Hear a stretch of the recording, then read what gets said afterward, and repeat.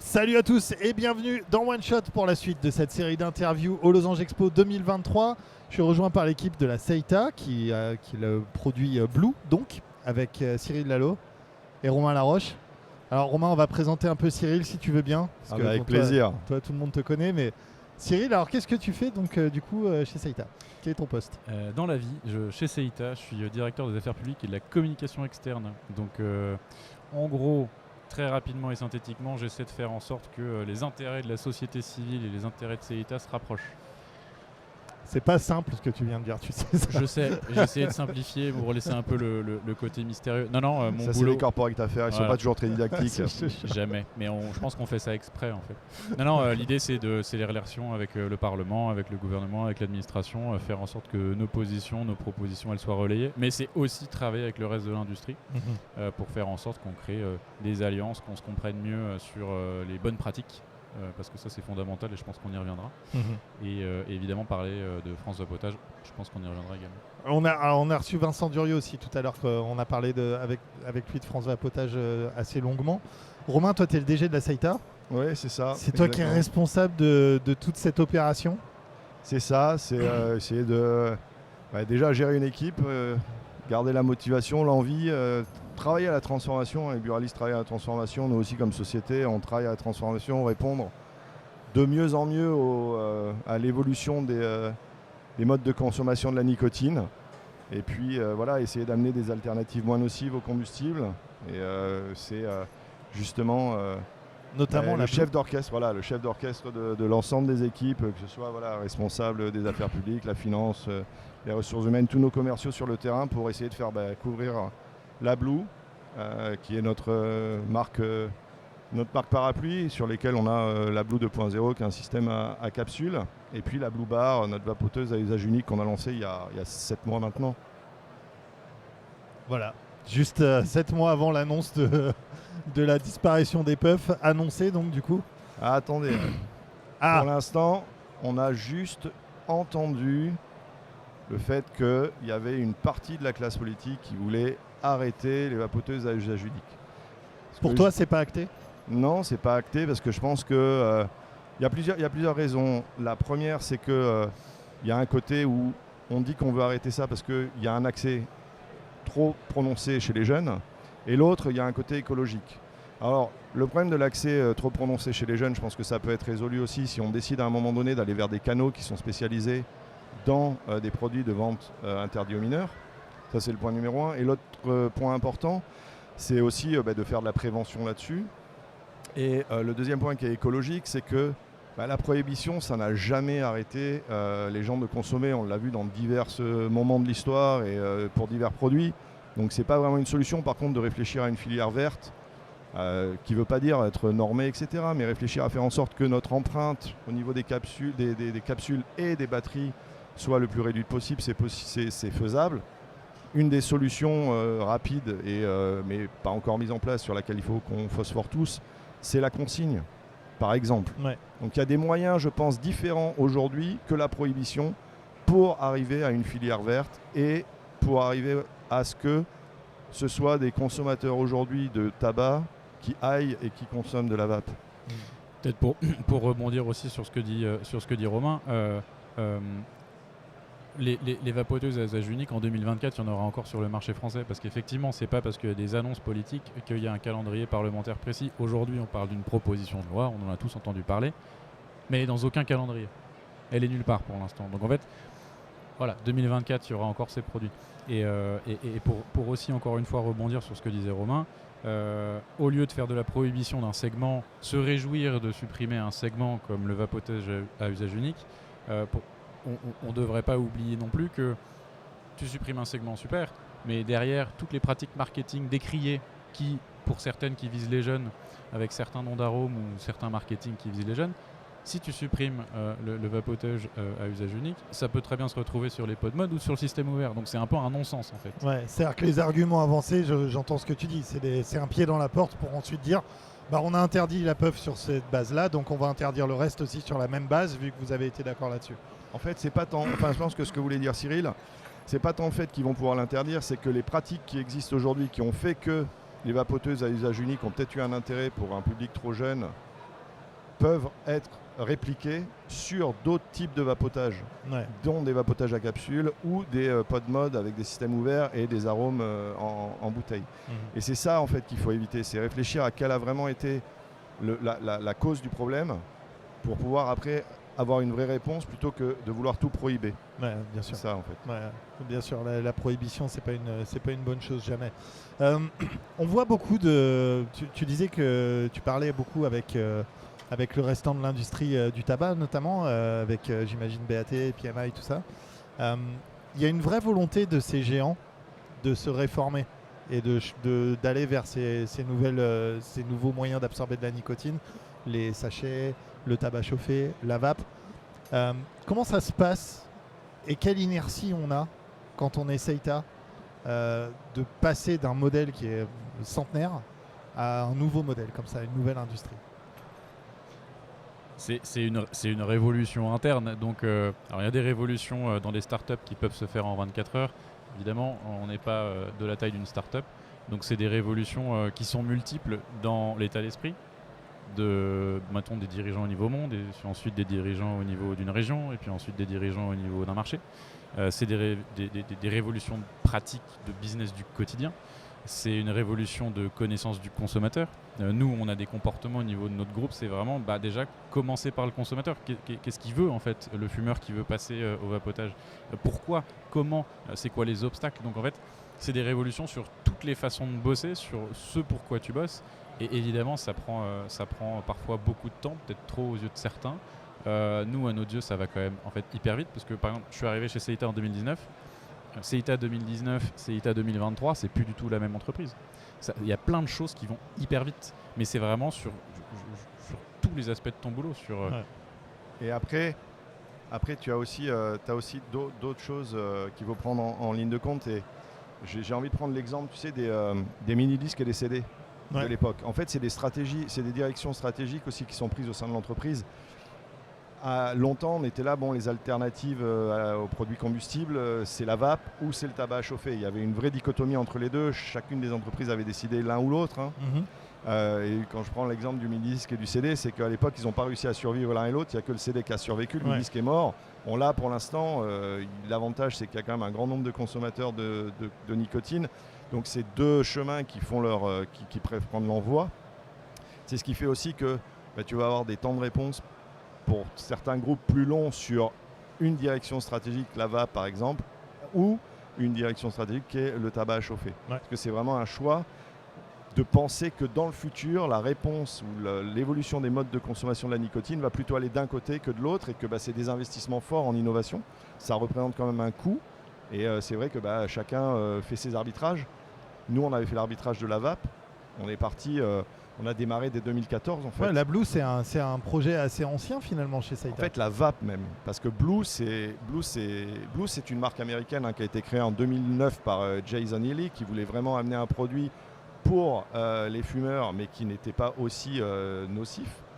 Et ensuite, nous, Seita avait racheté les brevets à Onkli, qui était le créateur de la cigarette électronique au départ, vapoteuse à usage unique. Et on a lancé en 2014 en France une marque de cigarette qui s'appelait Jai, qui était une marque justement, c'était une vapoteuse à usage unique en forme de cigarette. Vraiment ce qu'ils appelaient à l'époque la Cigalike.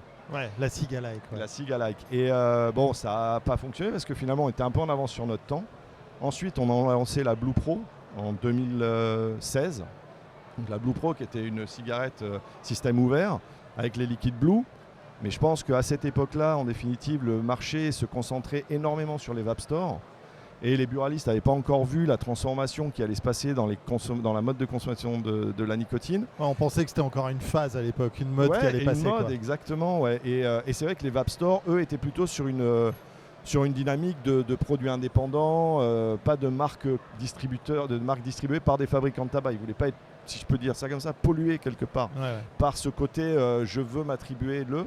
Ouais. Donc ça n'avait pas non plus très très bien fonctionné. Et puis en 2018, le lancement, Seita premier à lancer un système à capsule efficace, parce qu'en fait ce qu'on voit aussi, c'est que la vape, il faut que ce soit simple. Enfin, toutes les alternatives en définitive à la cigarette, il faut que ce soit simple. Pourquoi ? Parce que fumer aujourd'hui, c'est un geste qui est rentré dans le quotidien. C'est un geste simple pour un fumeur. Et si jamais ça lui paraît trop compliqué, c'est un peu comme tout.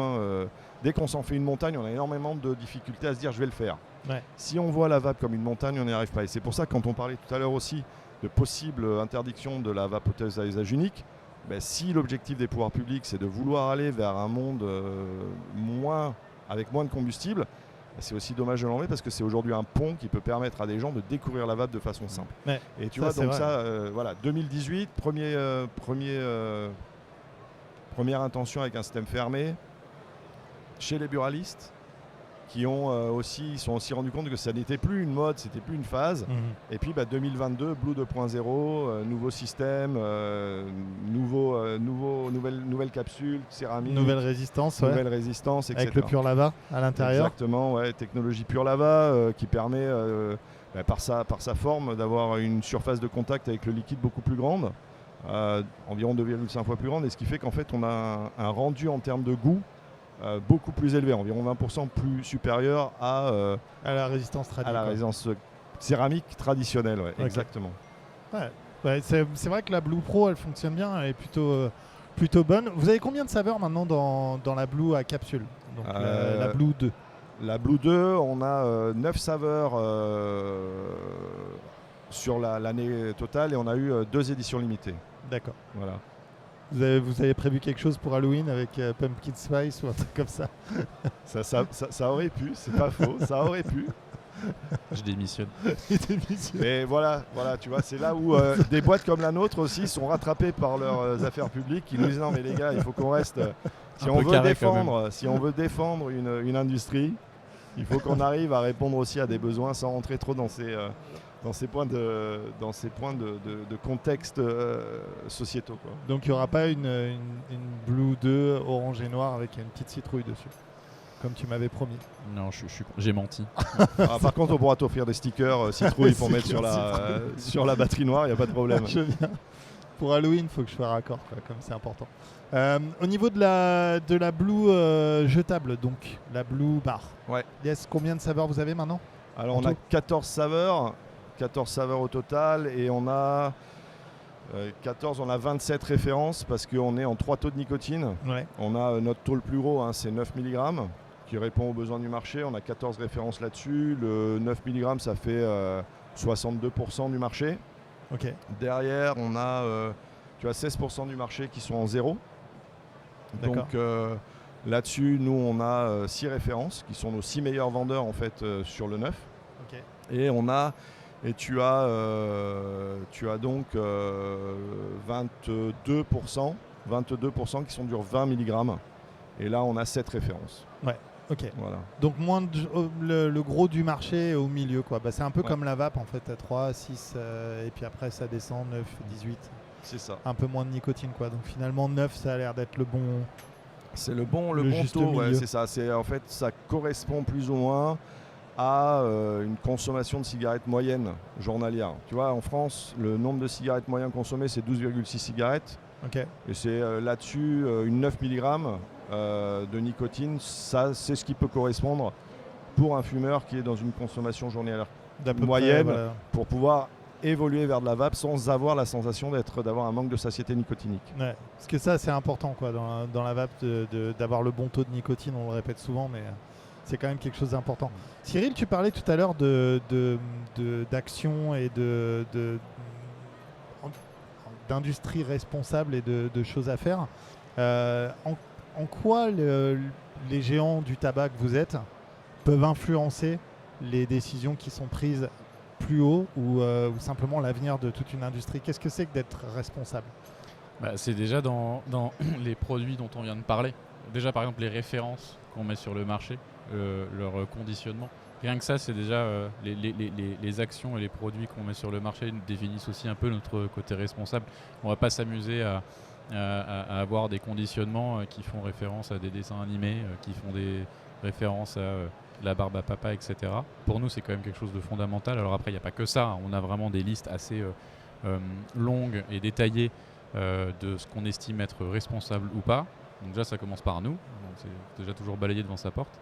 Et après, l'idée générale, c'est, en tout cas, je fais un peu un pas en arrière, mais nous, notre conviction, c'est que si l'industrie en général du vapotage essaye pas de se limiter un petit peu, avoir un petit peu de retenue sur certains conditionnements, sur certains arômes, on se prendra une batte de baseball réglementaire assez brutale, que ce soit dans les genoux ou dans les dents.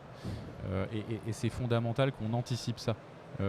Aujourd'hui, si ce genre d'arôme, ce genre de nom d'arôme, pardon, ce genre de conditionnement reste, dans un an, les arômes, c'est plié, hors tabac. Ouais. Nous, c'est notre conviction. Donc, ça commence par quoi ? Ça commence par nous. Et effectivement, alors après, c'est un peu un appel que je fais aujourd'hui, j'en profite, et d'ailleurs, merci de nous recevoir pour ça, mais Pas de problème. c'est peut-être de faire en sorte que le reste de l'industrie, on essaye d'avoir un peu de retenue sur les noms d'arômes et les packaging. Après, derrière, c'est de porter des propositions et des positions, parce que c'est bien gentil d'avoir des produits compliant, mais derrière, il faut aussi proposer des choses au gouvernement. Ce qu'on voit, ce qu'on a vu souvent, c'est que malgré des alertes de certains, que ce soit de la vape indépendante d'ailleurs ou de la vape côté fabricant de tabac, on peut alerter le gouvernement en disant attention, là il y a peut-être des choses qui se font sur le marché qui ne sont pas pertinentes, il faudrait agir. On voit souvent que l'État laisse pourrir la situation, laisse une opinion publique peut-être se former un peu contre la vape parce qu'il y a eu quelques dérapages, et derrière en profiter pour tuer tout un segment dont on parlait tout à l'heure, potentiellement la fin du vapotage à usage unique. Donc effectivement, notre boulot, que ce soit nous, CEITA, ou au sein de France Vapotage, c'est d'essayer le plus souvent possible d'aller vis-à-vis, que ce soit de l'État au niveau ministère de la Santé, au niveau Bercy aussi, parce que Bercy est intéressé par tous ces sujets de vapotage, c'est de proposer un encadrement spécifique du vapotage, mais qui puisse enlever les scories et permettre son vrai développement, parce qu'on a une conviction totale et profonde. Tout à l'heure, Romain parlait de on a fait le choix du vapotage aussi en France parce qu'on y croit vraiment, et on y croit toujours, et on y croira encore demain. C'est que ce secteur, il peut apporter mais tellement au pouvoir public, à la santé publique. Aujourd'hui, ça fait quoi ? Ça fait, allez, mettons, les 10 dernières années, on a des augmentations de 50% du prix du tabac, des cigarettes, plus 90% du tabac à rouler. Il y a toujours autant de fumeurs. Ouais. C'est la même chose. C'est même en augmentation. Même. Donc en fait, à quel moment, au niveau de l'État, on ferme les yeux sur l'opportunité du vapotage ? Donc à nous, toujours, c'est un peu un bâton de pèlerin, évidemment. Mais Parle-moi-en. Voilà. Non, mais c'est toujours d'essayer d'aller proposer des campagnes d'information. C'est-à-dire que l'État, aujourd'hui, il a un rôle moteur. Il peut tout à fait faire des grandes campagnes d'information régulières en disant « ça, c'est la vape. Qu'est-ce qu'il y a dans la vape ? Qu'est-ce qu'il n'y a pas dans la vape ? Quelle est la différence avec le tabac ?» etc. etc. C'est important ça, Cyril, parce qu'il y a quand même eu un sondage dernièrement qui montrait que l'information des consommateurs en France sur la vape était complètement erronée, non ? Ouais, c'est nous. Ouais. IFOP. Voilà. Exactement. C'est quoi ? C'est 53% 85%. 85, j'avais en tête. Ah oui. Et 53 pensent que le 53 vapotage c'est pensent aussi que c'est pareil, nocif. que la clope. Voilà. Et il y a une petite portion qui pense que c'est pire encore. C'est genre de l'ordre de 15%, j'ai plus vraiment les chiffres en tête. Mais si tu cumules le c'est pire encore et le c'est pareil, on est à plus de 80%. Ah ouais, de mémoire, c'était ça, 85% Ouais. des consommateurs pensaient que la vape et le combustible étaient aussi nocifs l'un que l'autre. Ouais, aussi nocif ou pire. Voilà, et alors ce qui est assez rigolo, c'est que souvent les femmes et les hommes politiques, c'est des caisses de résonance de l'opinion publique d'un côté, et souvent la situation dans laquelle on se retrouve, nous, Affaires publiques, CEITA, pour parler du vapotage auprès des pouvoirs publics, c'est qu'on est, nous, ceux qui donnons l'information, mettons à Matignon, des études que leur propre administration fait. C'est-à-dire que Santé publique France fait une étude disant, par exemple, l'effet passerelle vape vers tabac n'existe pas, c'est un mythe. Ça, quand on va voir les responsables politiques, en fait, on leur apprend l'information. C'est-à-dire qu'il y a un problème de communication entre les sachants experts de certains ministères, qui sont en fait assez pro-vape, parce qu'ils voient les données, ils voient la réalité. Donc eux, ils font des études, super. Mais derrière, au niveau au-dessus, au niveau de la décision politique, parfois, il y a une perte en ligne d'informations. Et c'est normal, on ne peut pas leur en vouloir. Ils ont des millions de sujets à traiter. Mais c'est aussi notre rôle de dire, je vous rapporte l'information. D'ailleurs, c'est votre administration qui l'a dit, quand même. Écoutez-la un peu. Donc c'est souvent un peu... Ça peut prêter à sourire, mais c'est souvent ça aussi notre rôle. Notre boulot, c'est de dire, faire remonter les mails internes. Ouais, exactement. Ce qui est quand même assez fou. Pusher de mails. Tu pushes tes mails. Non, mais c'est quand même dingue ça. Mais tu vois, pour revenir à ce que tu disais, voilà, quand on essaye d'être responsable, qu'est-ce que font en fait les grands fabricants et les acteurs de la vape aujourd'hui pour faire en sorte que cette filière-là se développe, c'est beaucoup d'informations finalement auprès des pouvoirs publics, auprès des décideurs aussi, pour que les bonnes informations soient bien communiquées et bien analysées. Parce que souvent, il y a des raccourcis qui sont faits sur les données c'est très facile finalement d'interpréter les données et de faire en sorte que les gens ne puissent pas les comprendre de la bonne manière. Donc il y a un travail de fond qui est fait par les affaires publiques des différents acteurs, mais aussi par les acteurs eux-mêmes, pour faire comprendre au pouvoir public et aux consommateurs les données telles qu'elles sont et qu'est-ce qu'il y a derrière, parce que c'est très important. La deuxième chose, c'est vraiment de militer, je peux le dire comme ça, je pense, pour qu'il y ait... alors ça peut faire sourire, mais un marketing éthique sur ce produit-là, une responsabilité, un marketing responsable, que ce soit au niveau du nom des arômes, que ce soit dans le packaging ou que ce soit dans la manière de communiquer sur la vape en tant que telle. Et puis après, il y a des possibilités. Nous, en tant que fabricants, on s'oblige aussi à avoir des tests sur les produits qu'on utilise, sur chacun des produits qu'il y a à l'intérieur d'une vape. Être sûr que tout est en ligne avec les réglementations, etc. Oui, bien sûr. Voilà. Tout le côté réglementaire. Et de toute façon, nos propres réglementations. Et nos propres réglementations qui souvent vont au-delà de la réglementation d'un État. D'accord. On a des tests AGP qui prennent beaucoup de temps parce qu'il y a énormément de tests à faire et de critères assez élevés. Ouais, plus élevés que la loi, du coup. Ouais. Pas tout le temps.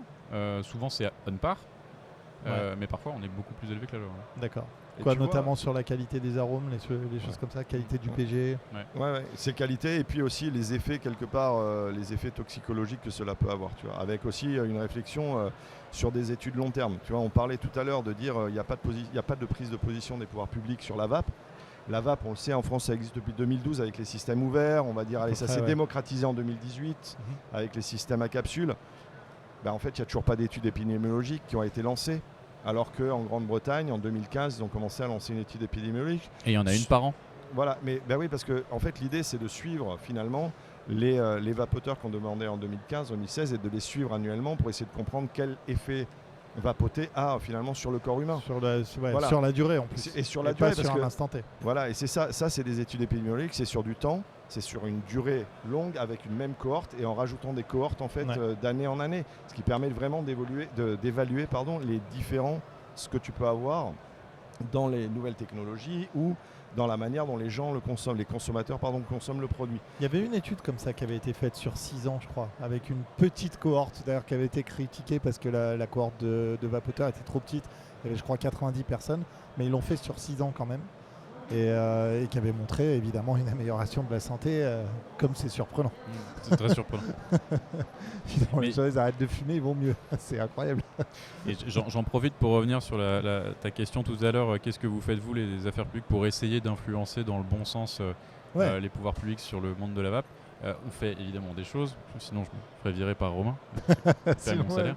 Tu ferais pas ton job. Mais on peut pas tout faire. Et je profite d'être là pour remercier Je suis Vapoteur, parce que ce que vous avez fait avec votre site web, votre plateforme, où en même temps vous informez les gens sur ce que c'est la vape, et en même temps vous leur permettez de se mobiliser vis-à-vis de leurs parlementaires, ça c'est quelque chose de fondamental que nous effectivement on peut pas faire.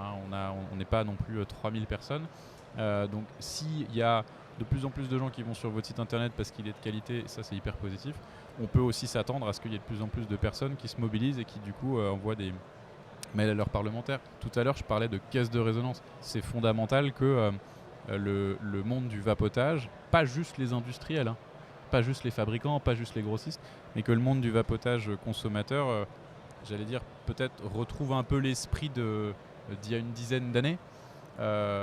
Pas forcément pour le côté modeur, etc., mais pour le côté, je suis un peu militant, tu vois, je dois défendre mon produit. Ouais. Alors, malheureusement, on doit se défendre, mais c'est exactement. Mais si ce genre d'initiative pour moi est fantastique parce que ça permet de redonner la parole aux consommateurs et ça c'est nécessaire.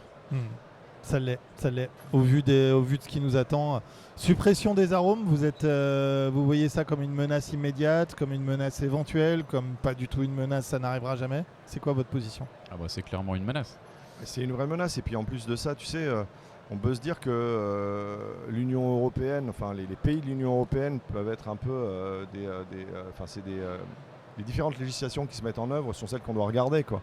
Et quand tu regardes un petit peu ce qui se passe chez nos voisins du Nord, ça devient une menace. Aux Pays-Bas, par exemple, il y a une interdiction des arômes. Donc voilà, tu as des réflexions sur de la taxation qui a eu lieu en Italie déjà, mais qui est en très grande discussion aujourd'hui en Belgique. Donc, qui est appliqué en Allemagne. Qui est appliqué en Allemagne. Et donc tu te dis que, de toute manière, l'Union européenne étant ce qu'elle est, à un moment donné, oui, c'est quelque chose qui peut revenir à l'agenda. Et donc, il est important aussi de défendre les arômes. Mais pour revenir à ce que disait Cyril tout à l'heure, c'est des arômes, oui, mais pas n'importe lesquels et pas à n'importe quel prix, quoi. Il faut quand même qu'il y ait un intérêt. On le sait qu'il y a un intérêt des arômes chez les vapoteurs pour ne pas retomber justement dans le combustible. Donc, il est important d'en avoir. Après, est-ce qu'on doit permettre d'avoir tout et n'importe quoi ? Non, et je pense que c'est là où ça peut être intéressant d'avoir une liste négative ou quelque chose où on dit voilà, ça c'est tous les arômes qui sont autorisés parce que c'est pas quelque chose qui peut être peut-être attractif pour une frange de population qu'on ne veut pas, ou on s'est rendu compte aussi par des études ou par l'usage que c'est pas des arômes qui permettent à des fumeurs de passer à la vape ou à des vapoteurs de rester dans la vape. Tu vois. Et ça nécessite de faire un travail extrêmement complexe d'études, de consommation, d'habitude et tout. Après, c'est dur aussi de tracer le trait parce que si tu dis, ok, on s'interdit licorne, bonbon, mais on autorise un truc qui a exactement le goût de fraise tagada, mais on l'appelle fraise magique, j'en sais rien. Je suis d'accord. C'est dur de tracer le trait, tu vois, où est-ce que tu le mets, quoi. Non, tu as tout à fait raison. Et pour rebondir et peut-être prendre en miroir ce que disait Romain, est-ce que c'est une liste négative d'arômes ? Peut-être pas, mais en tout cas, des interdictions de référence, tu vois, de référence à des univers. Oui, ça ne va pas tout traiter, on est tout à fait d'accord. Mais si tu évites certaines références à des univers, tu vas quand même un petit peu limiter la casse. Et alors sur le risque des arômes, moi je suis peut-être un peu plus brutal que Romain, mais en gros, si pour moi la filière dans son ensemble, si on continue à avoir des noms d'arômes qui sont un peu qui partent un peu en cacahuète ou qui font référence à des dessins animés ou à de la confiserie ou à des sucres d'orge, mais les arômes, c'est fini dans un an. Enfin, je suis brutal et j'exagère un peu, mais c'est ça la réalité. C'est-à-dire que il faut vraiment qu'on intègre ça. Les pouvoirs publics, ceux qui sont contre, en tout cas la partie des pouvoirs publics qui sont contre le vapotage, voient ça d'un œil fabuleux en se disant c'est génial, c'est fabuleux. C'est le bâton pour se faire battre, mais selon clairement. toi. Et c'est pour ça que voilà, il y a un besoin de retenue de la filière sur certains arômes et peut-être de tous travailler à quel type d'arôme ou de nom d'arôme ou de packaging on estime être responsable ou pas responsable. Ça nécessite un énorme travail, je suis tout à fait d'accord, mais c'est aussi pour ça que le groupe de travail qui existait avec la DGS, avec la Direction Générale de la Santé il y a plusieurs années, qui n'existe plus, ce groupe de travail, il faut qu'il soit recréé avec les fabricants, avec Sovap, enfin bref, voilà, avec tout le monde, et c'est fondamental de travailler ensemble. Si les pouvoirs publics continuent de travailler tout seuls dans leur coin en silo, on va avoir des petits pépins. Mais t'as pas l'impression que quand même pour la vape, en tout cas, on est toujours en train de marcher sur ce chemin de la pénitence et d'essayer d'être d'être des bons enfants, de courber les chines à chaque fois qu'on nous reproche quelque chose. J'ai l'impression que courber les chines, finalement, ça sert de moins en moins parce que on a beau essayer d'avoir des filières responsables, d'avoir des choses quand même plutôt clean, même si tu auras toujours des gens qui feront n'importe quoi dans une industrie, c'est comme ça. On a beau essayer d'être exemplaire, on ne l'est jamais assez. Est-ce qu'un jour, tu penses que la vape, dans son ensemble, arrivera à un moment où on sera tous exemplaires et on pourra nous dire « bon, là, c'est bon, par contre. Là, on vous laisse tranquille ». Alors, j'aimerais juste rebondir là-dessus, parce qu'il y a... Moi, je travaillé 15 ans à l'étranger, et il y a deux choses qui m'ont marqué, en fait, quand je suis rentré en France. La première, c'est que j'ai la sensation que la France est quand même un peu la championne du monde de la création de lois et la championne du monde de la non-application des lois. C'est-à-dire qu'on crée énormément de choses, mais qu'en fait, on n'a pas les moyens de l'appliquer.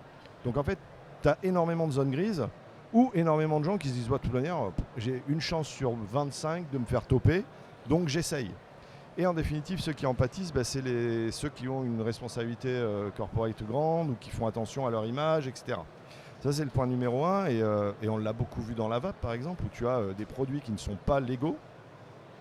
L'État est au courant, mais laisse passer par manque de possibilité de contrôle, quoi. Ouais. Alors, on contrôle à l'entrée, parce que pour déclarer le produit, mais derrière, tu peux mettre un peu ce que tu veux sur le marché. Personne ne sera finalement en mesure de le contrôler parce que les random checks dans les débits de tabac par des agents de la DCCRF, de la DGCCRF, ça n'existe quasiment plus là-dessus. Ils ont d'autres chats à fouetter. Ouais. Ça, c'est la première chose. Et l'autre chose, c'est la pression sociale qu'il y a sur les fumeurs. Et finalement, un vapoteur, c'est quoi ? C'est un ancien fumeur. Et donc, tu as cette pression sociale folle qui existe beaucoup moins dans d'autres pays, tu vois. En Allemagne, où j'ai pu travailler, il n'y a absolument pas ça. Et tu vois, l'incidence, le nombre de fumeurs sur 100 personnes n'a pas forcément baissé, alors que tu avais encore plein de possibilités de publi promotion. Ouais, il y a de la pub pour les clubs sur les 4x3, dans le ciné. Il y en avait sur le print et tout. Les États-Unis, tu as une énorme, selon les États, etc. Mais tu as quand même les consommateurs qui, de temps en temps, se soulèvent contre certaines lois. En France, en fait, tu as quand même 13 millions de fumeurs. Tu te dis demain que si jamais tu crées un parti où les fumeurs peuvent avoir leur voix, c'est le parti qui gagne en France. C'est hallucinant. Ouais.